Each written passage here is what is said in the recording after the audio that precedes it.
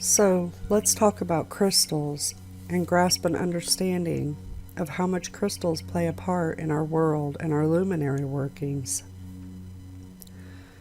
A crystal or crystalline solid is a solid material whose atoms, molecules, or ions are arranged in a highly ordered microscopic structure, forming a lattice that extends in all directions.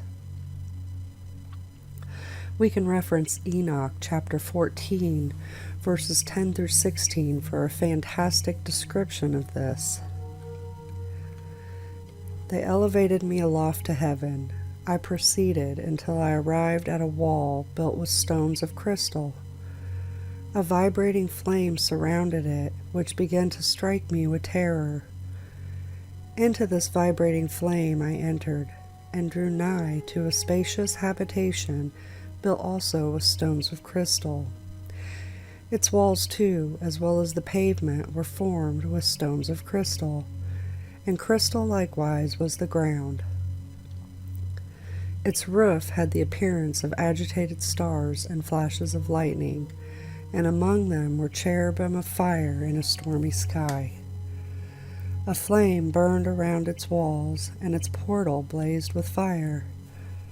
When I entered into this dwelling, it was hot as fire and cold as ice. No trace of delight or life was there. Terror overwhelmed me, and a fearful shaking seized me. Violently agitated and trembling, I fell upon my face.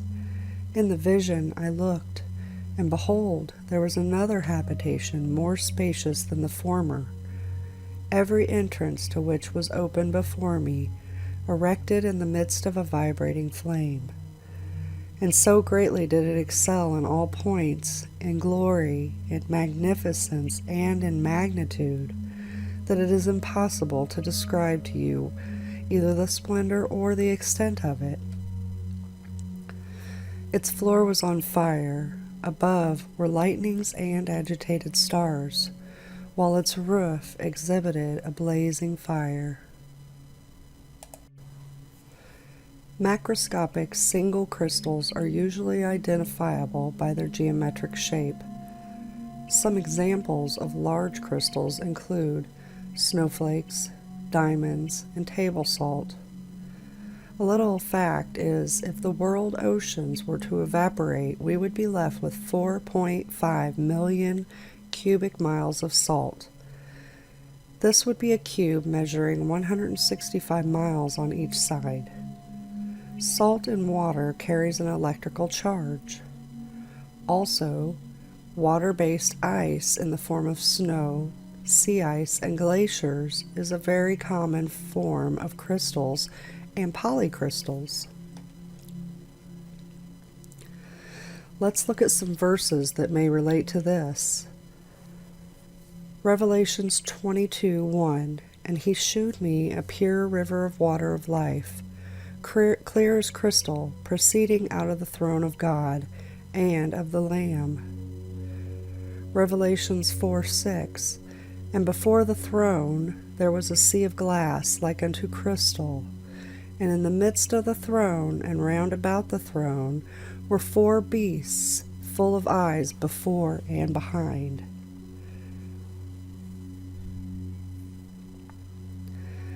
Most inorganic solids are not crystals, but they are polycrystals.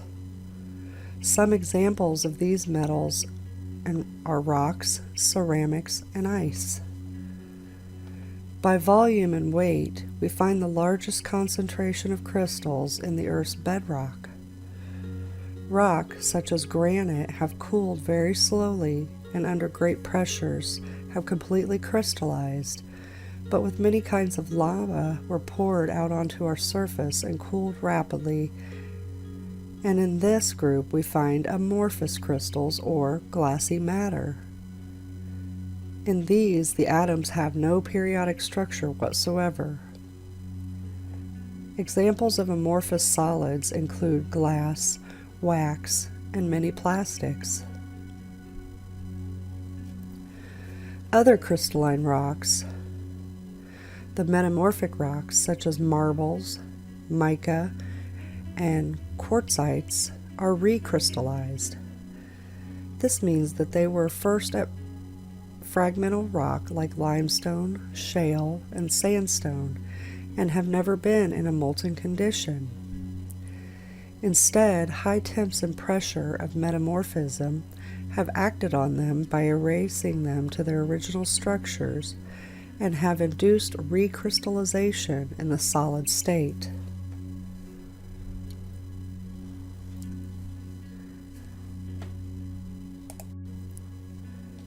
Now that we have an idea of what all is crystalline, let's shift to how crystals relate to electrical currents. This is due to the motion of ions and light particles. Ions move by hopping from site to site through the lattice. All solids can conduct electricity this way in crystals. The ion hops are induced by thermal fluctuations. As I said, they move within the lattice, vibrating around these points. Temperature is defined as the average energy of this vibrational motion. The more the ion move, the higher the temperature. Research shows that the higher the temperature, the more frequent are these thermal fluctuations. Ions therefore hop more often at higher temperatures.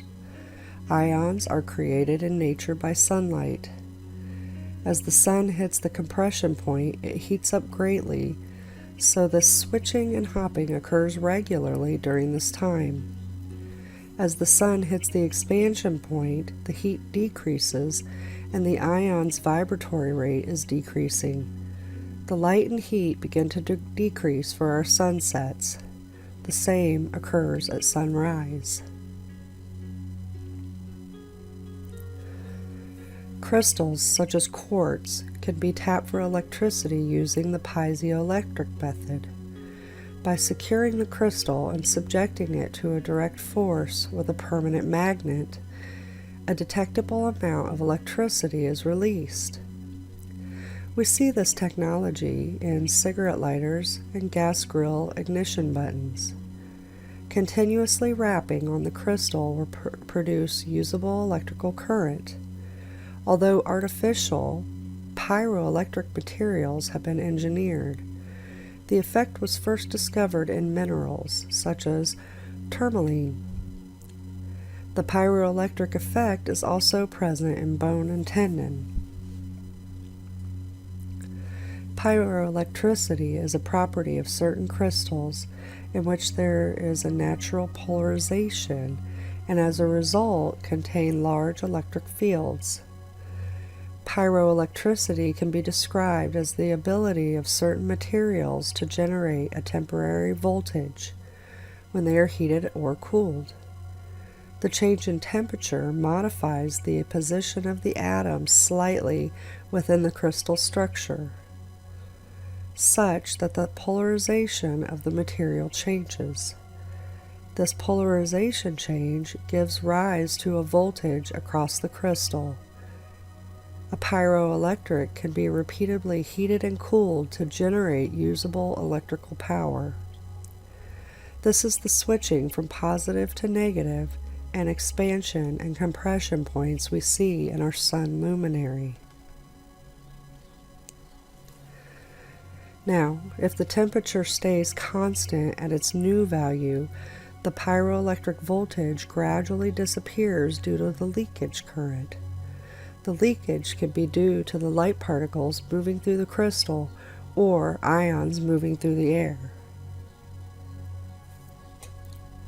Another example is gallium nitride, which is a semiconductor. The large electric fields in this material are detrimental in light-emitting diodes, but useful for the production of power transistors.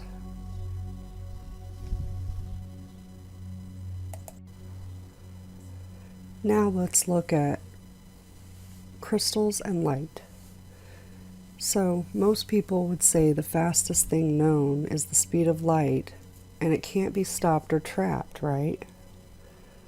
Well, To stop or trap light is a technique called electromagnetically induced transparency. Researchers have done experiments. They start with a cryogenically cooled opaque crystal of yttrium silicate, which is an optical crystal material used as a host for various rare earth dopants. Doped with praseodymium, which is a soft silvery, malleable, and ductile metal, valued for its magnetic, electrical, chemical, and optical properties. It is too reactive to be found in native form, and pure praseodymium metal slowly develops a green oxide coating when exposed to air. A control laser is fired at the crystal, triggering a complex quantum level reaction that turns it transparent. A second light source, the data image source, is then beamed into the now transparent crystal. The control laser is then turned off, turning the crystal opaque. Not only does this leave the light trapped inside, but the opacity means the light inside can no longer bounce around. With nowhere to go, the energy from the photon is picked up by atoms within the crystal, and the data carried by the photon is converted into an atomic spin. To get the light back out of the crystal, the control laser is turned back on, and the spin excitations are emitted at photons. These atomic spins can maintain coherence for around a minute, after which the light pulse image fizzles. In essence, this entire setup allows for the storage and retrieval of data from light memory. It should be possible to store data for longer periods too, using other crystals, such as europium doped yttrium silicate, and by using specially tailored magnetic fields.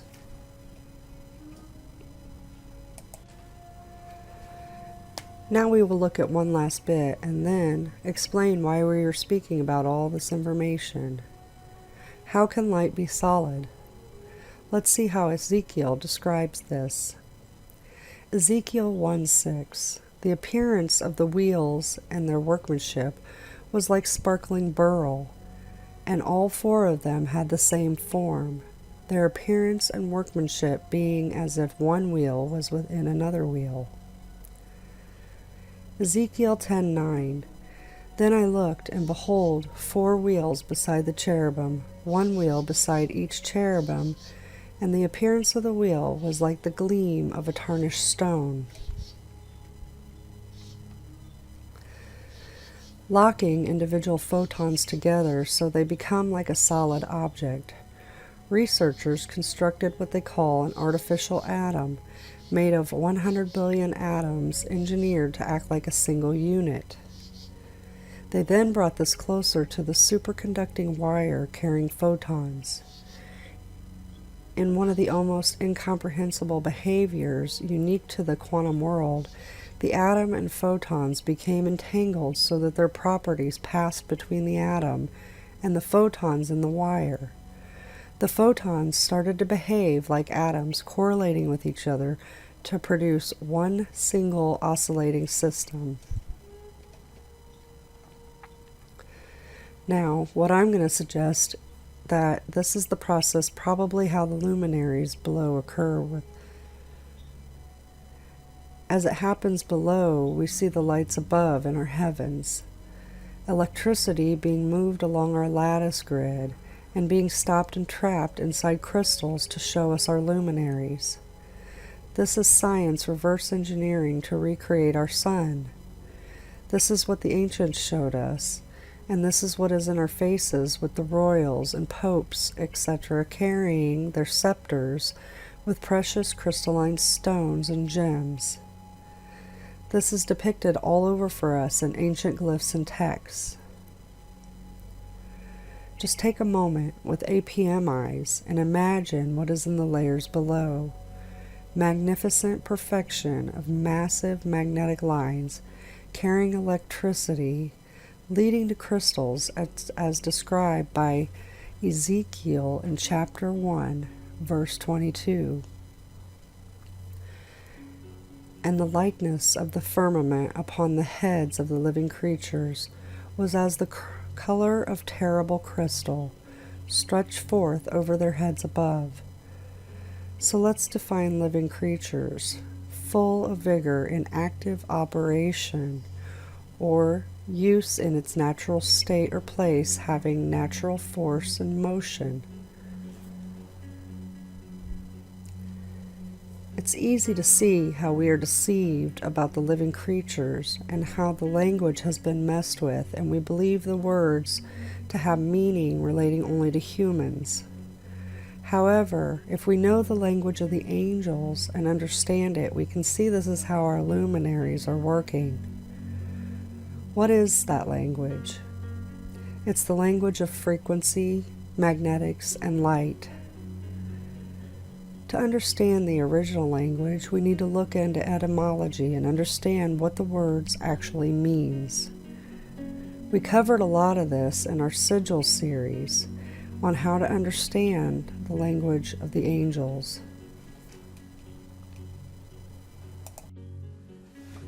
So let's look at what Walter Russell has to say about crystals. The science of crystallography is today without the basic foundation of a fundamental law. It is today but an organized collation of known facts of unknown causes.